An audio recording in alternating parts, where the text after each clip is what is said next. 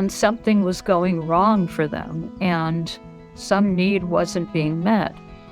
And that emotions happen in people when they're frustrated, when their needs are frustrated, and if they don't get expressed, if they're not allowed to drain, as some people call it, the tendency to react that way again is even more, because it's a real need.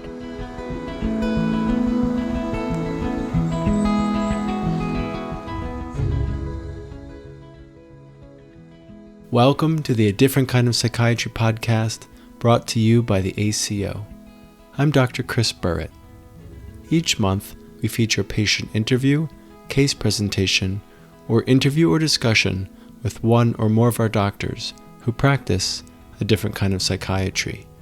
We are interested in your questions and comments, and I would love to hear your feedback. Send an email to aco@orgonomy.org.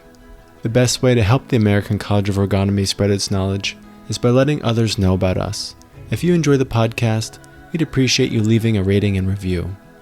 If you're interested in attending one of our webinar presentations, you can meet the doctors and join in on the discussion afterwards. If you're interested in training with the ACO, you can learn more about the medical orgone therapy or social orgonomy training programs. You can connect with us and learn more at orgonomy.org. This episode features the audio from one of our ACO case presentation series webinars. Dr. Jackie Bosworth tells me about a situation with a restrained adolescent named Stevie and how she was able to resolve the tension and bring relief. Listen in to hear how Dr. Bosworth was able to connect with Stevie and show him and the staff another approach to emotional and physical distress. Welcome to the ACO's A Different Kind of Psychiatry case presentation webinar. We're glad to have you. Today's presentation is entitled, A Single Encounter Had an Incredible Effect on a Teenage Boy, presented by Dr. Jackie Bosworth. Hi, Dr. Burritt. Hi, Dr. Bosworth. Good to have you. Yeah. Dr. Bosworth is a child, adolescent, and adult psychiatrist in New York City, where she also sees families and couples. She holds the position of Senior Medical Director at a residential treatment center in Westchester County for adolescents at risk. She is a clinical associate of the American College of Orgonomy and has authored numerous articles in the Journal of Orgonomy. So Dr. Bosworth, before we begin, I'd like to let the audience know they can ask questions in the Q&A section at any time while we're talking, and we'll get to them at the end. So Dr. Bosworth, this incredible encounter, can you set the stage, let us know where you were and kind of how things developed? Sure.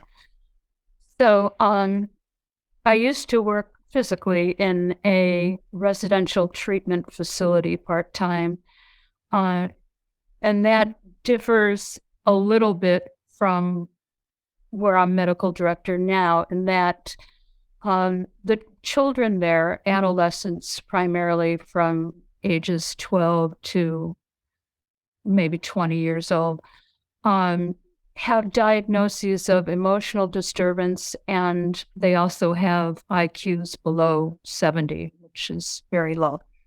I see. So this facility has a campus where the children reside, and it also has a school, which is actually just above my office. So this particular day, I was called upon to assist in a restraint, in a physical restraint. So the patients live there, have school there, and how long might they be there for? Well, the average length of stay is about a year, though with COVID, it's been a little bit more difficult to place children afterwards, but it's a temporary setting for them. And so what happened in this encounter? So whenever a child is held in physical restraint, it's required by law that a physician come assess them during or after the restraint. So in this particular instance, I was called at the very beginning of a restraint. And when I got up there, I came into a classroom where the child was being held. And what I saw was a very large but somewhat naive looking or young looking boy. I would say he was about 6 feet tall and upwards of 250 pounds. And he was being held in restraint by 3 security staff. 2 younger men were holding each of his wrists. He was flat on the floor on his back. And a 3rd security staff, an older man, was holding his ankles. So this wasn't mechanical restraints. This was staff holding him down, restraining him physically. Correct. And what was this young man's name? Stevie. And so when you walked into the classroom, what did you feel? It was a bit overwhelming. In addition to the child being held in restraint, which I'd seen frequently before, the room was filled with school personnel, a nurse, and it was like a stage practically. It was intimidating initially. And I also saw that the boy wasn't being physically hurt, which was, the initial assessment that you have to make when you come in to evaluate a restraint. But he was moaning at the time, and he was clearly very unhappy, very miserable. Was anyone else saying anything? So initially, no, but after a couple minutes, I could hear Stevie making these moaning sounds and saying things like, "Let me go." And one of the security that was holding him said, "We'll let you go if you can remain calm."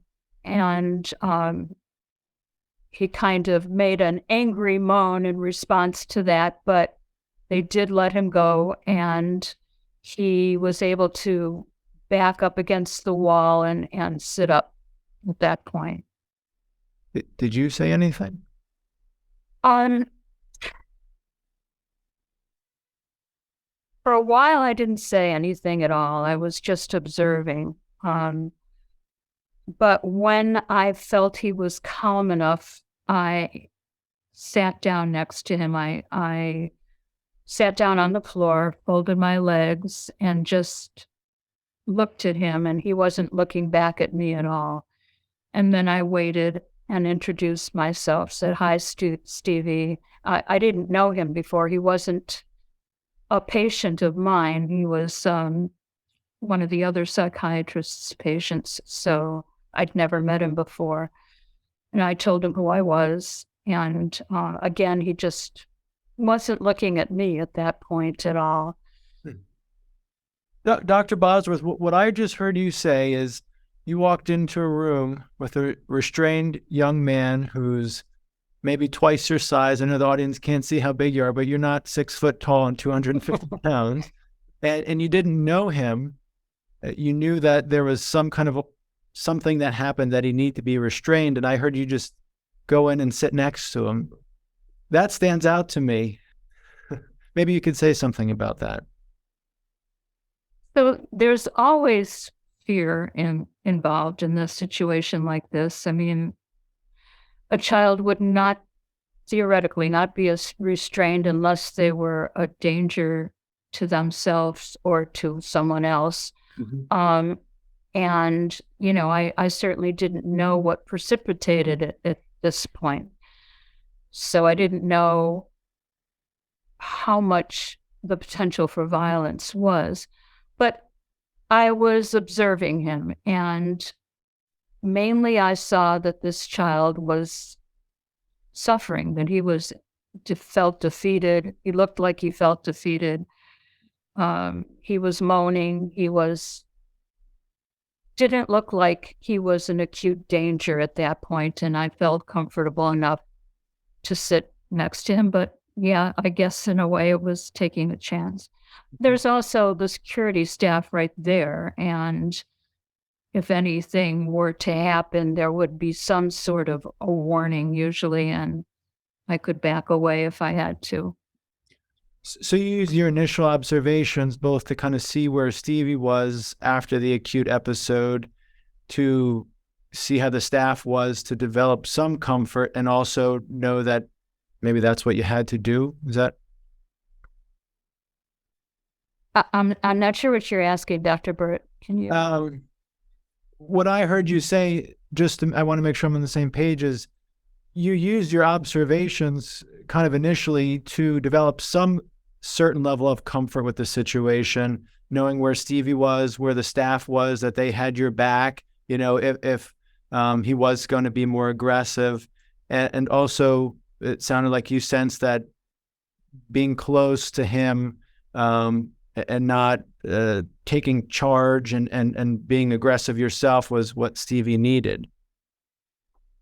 Yeah, I mean, mainly I wanted to see if there could be a better resolution to what was going on at that moment. And I very much identified with how much this child was suffering and unhappy. And I didn't feel threatened by him in any way at that point. It should. And so what happens next? So after I sat down, again, I did a lot of waiting. And he wasn't making eye contact with me at all. But I did notice that he was breathing kind of with a jerky motion, kind of struggling and still making these moaning sounds. So I told him, just breathe deeply. And he did that, and that kind of brought out more of his moaning, whatever was held within that moan. And I believe it was anger, defeat, misery, sadness, a combination of emotions. Did he look at you? Was he lined up with you? Still not looking at me at that point. So I think I tried to make some connection, and I said, I know this must be very hard for you. And at that point, he started crying a lot louder. And unfortunately, or maybe fortunately in the long run, the nurse that was in the room standing close to us said, calm down, calm down. And I felt that was very wrong, a very wrong thing to say and counterproductive, not helpful to him. So I told Stevie, you can cry as loud as you want, in a very loud voice. And, I think that was very much what he needed to do, because he immediately started crying a lot louder and looked at me even. At which point, after he stopped crying briefly, I asked the nurse to give him a tissue, which was right next to her, and she handed it to him, and he kind of blew his nose and passed the tissue back to her. So it was indirectly a way of getting the nurse not to tell him to calm down anymore. Yeah. How did you come to that conclusion? But that's what he needed. It was written all over him. You could, again, something about this child's, I don't know if naivety is the word, but there's something so direct about him. Like, it was all there to see. You just had to look for it. And again, I saw that he was quite miserable and even a little fearful. And I said to him at one point, when he started looking at me, no one's going to hurt you, And I even said, I don't even know what happened. And at that point, one of the security staff said that he was in class and he started throwing chairs at people. Oh, wow. Yeah. So that statement seemed to trigger him because at that point, Stevie looked like he was going to lunge for the older security staff in the room, whose name was Mr. Smith. And, but then I realized fairly quickly it was more of a nonverbal statement on his part, because he immediately backed up against the wall. He was just showing an emotion by doing that. And so I said to him, Stevie, why are you so angry at Mr. Smith? Dr. Bosworth, what was he showing with that lunge? He was showing anger towards this man. The other security staff had just told me that he had been throwing chairs, and that triggered him, and he started to lunge for this Mr. Smith, the other. Angry gesture. Right. But it was a gesture because he then backed up against the wall. Mm-hmm. So again, I asked him why he was so angry at Mr. Smith, and he yelled out, "He punched me in the stomach." Yeah. Now, luckily, I knew Mr. Smith, and he's a very kind, gentle man. I knew he wasn't really capable of doing something like that, but I also know that in the heat of a restraint, it's kids are flailing around in a restraint. Sometimes, an elbow can hit somebody, something like that can happen. So I said to Stevie, I think it probably was an accident. I don't think Mr. Smith meant to hurt you. And Mr. Smith nodded at that point. But Stevie was still looking directly at Mr. Smith. And, there was still anger and distrust on his face. And I said to him, Stevie, I'm sure he didn't mean it. Do you think you could forgive him? I'm sure Mr. Smith is sorry. At which point, to my surprise, Stevie started saying, I'm sorry, I'm sorry, I'm sorry, over and over again himself. And I kind of realized that, this must be a child who's been made to apologize for things he didn't even do in his life, and it just kind of endeared me to him more. I felt real compassion for him at that point, and how helpless he was in this room full of adults.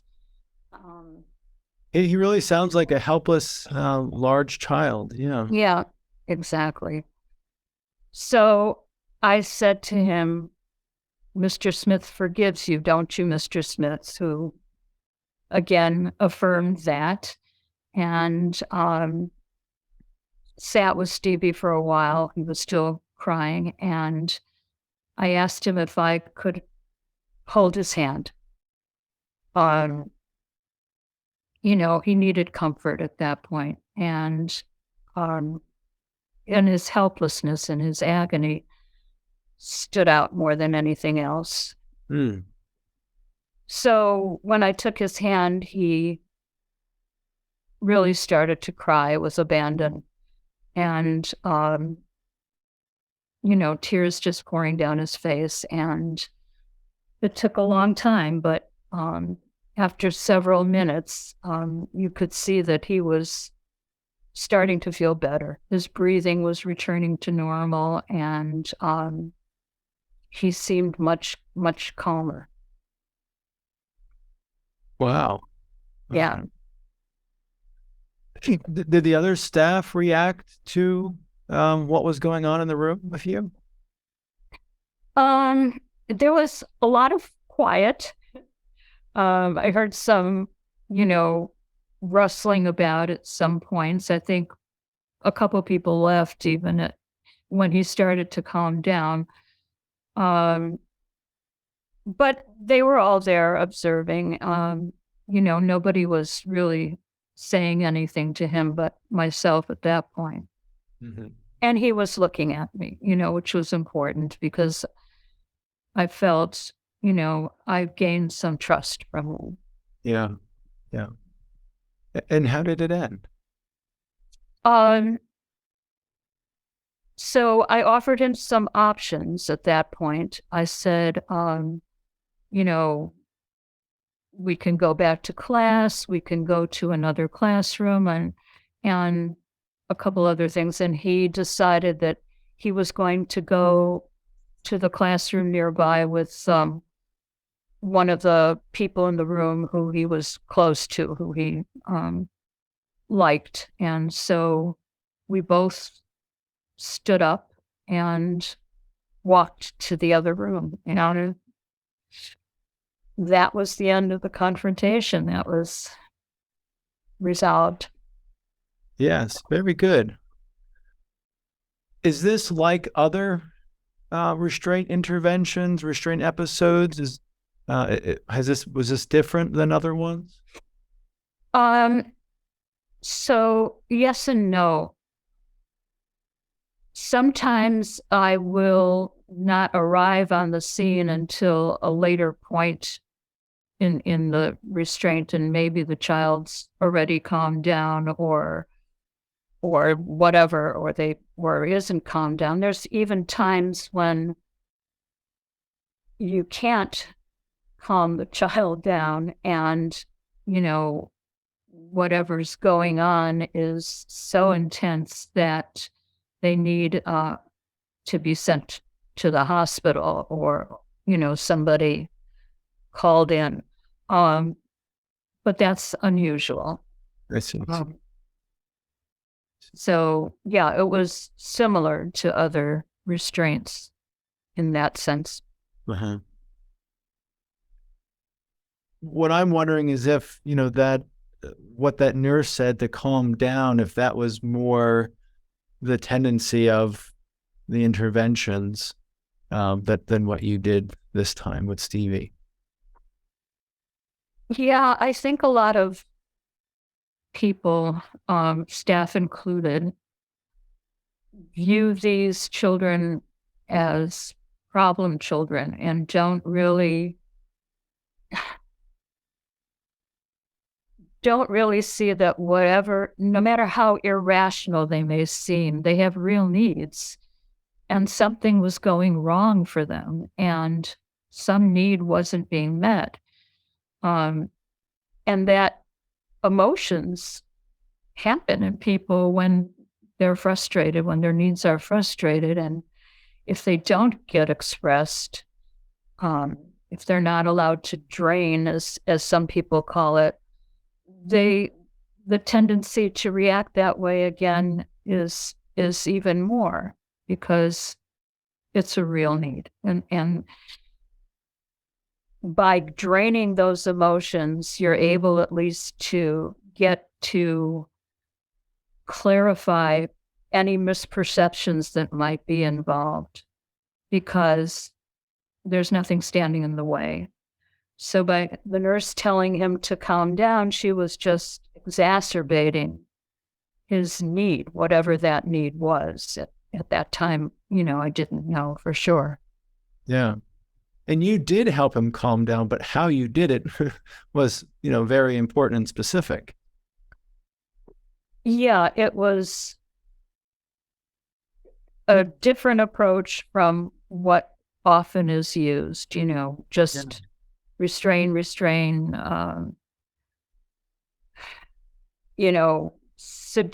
try to distract them, do things to divert the anger rather than to allow it to come out in a healthy way.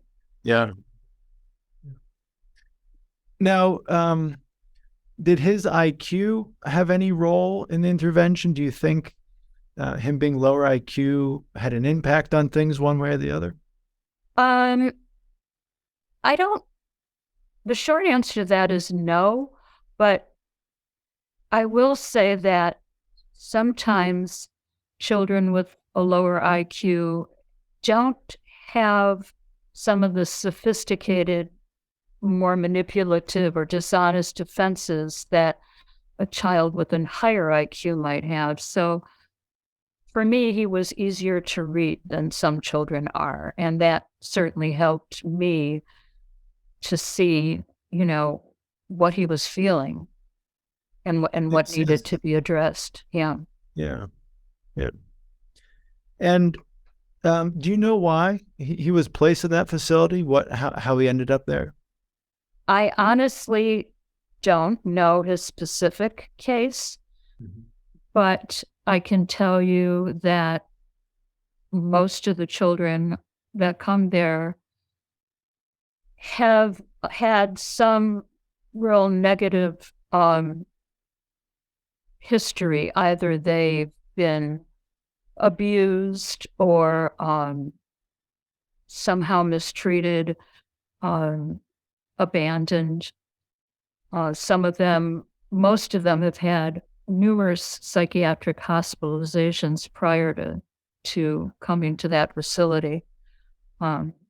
They're kind of not eligible to come there unless they've had some real trauma in the past. I see. No, I haven't worked in a facility like that in years since I was in residency. But right when I was finishing residency, a lot of institutions were going to what they call restraint free, or like trying to really, really pull back from that. Um, have you seen that? Does it have an impact on patient care or how interventions like this happen? Yeah, I'm a little bit more involved in that aspect as the medical director of a residential treatment center.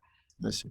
And there's very strict requirements about what needs to be monitored in restraints and strict requirements on reporting. And there's also a much more intense level of training involved in staff, that would potentially participate in restraint. So certainly the physical aspects of a restraint are dealt with in a very concrete and upfront way. This is how you hold a child without hurting him, that kind of thing. Yeah. I see. There's a question from the audience. What is the healthy way to get anger out of kids and young adults? How to help them get their anger out? Yeah, that's a big question. Yeah. Because it's, it's situation dependent on one hand. Mm-hmm. There are places and times where it can't come out, and you have to do the best you can to try to allow it to come out as much as it can in those situations. But in the comfort of somebody's home, there's certainly the ability to address it. And to do that, you need not to shirk from it. You need not to distract the child. You need not to find reasons why they shouldn't be angry without first allowing them to say what they feel. That goes a long way towards discharging the anger in the first place. But you can even do things like telling them it's okay to scream, or if you're worried about neighbors, here's a pillow, scream into the pillow. Go punch a couch. There are things that you can physically do to address a child's anger and help them to get into a better place so that they can talk rationally afterwards and be able to figure out what's going on with them. Yeah. Well said. I agree. Dr. Bosworth, anything else about Stevie's story or this encounter that you'd like the audience to know? Well, I don't know how many people in the audience might be wondering about medical orgone therapists and what they do, but I chose this case because I feel that in many ways it illustrates a lot of the things that medical orgone therapists do, which is maybe in some ways different from mainstream psychiatry or psychology. Some of the things that I can specifically think of are getting a person to breathe, which helps them to make contact with their emotions, encouraging the expression of emotion, building trust, clarifying misperceptions, maintaining a position where you're meeting the person where they're at and not with some preconceived idea of what they should be doing or where they should be. Dr. And I think, Bosworth, you literally met him where he was on the floor. yeah, that's true. I was talking more on a figurative level. I know. Yeah. But I think even that your intuition of not having him come up to you, but you meet him where he was, that sounded important. Yeah, I think, if you're too afraid, you're not going to be effective in a situation like with Stevie. But I've seen so many people talk about their patients with preconceived ideas. I'm not talking about medical orgone therapists, but people in the field, and provide what I call prescriptives, which are, well, they should do this and they should do that. And medical orgone therapists don't do that. It's important, critically important, for a patient to discover what they need to do for themselves. And by understanding where a person's at and observing and waiting till you're comfortable addressing things, you're in a better position to reach the point where a person can make reasonable decisions for themselves. Mm-hmm. And that's how you started off this encounter, just by observing, just figuring out what's going on. And to me, that's the highlight, is just observing and seeing where things are before you do anything. Yeah, I think we finished this discussion so quickly because there was a lot of observing in it. Yeah. Yeah, that's true. Anything else, Dr. Bosworth? No, I think that's it. Well, this is a wonderful, concise intervention of medical orgone therapy in a restrained situation. So thank you, Dr. Bosworth. Thank you, Dr. Burritt.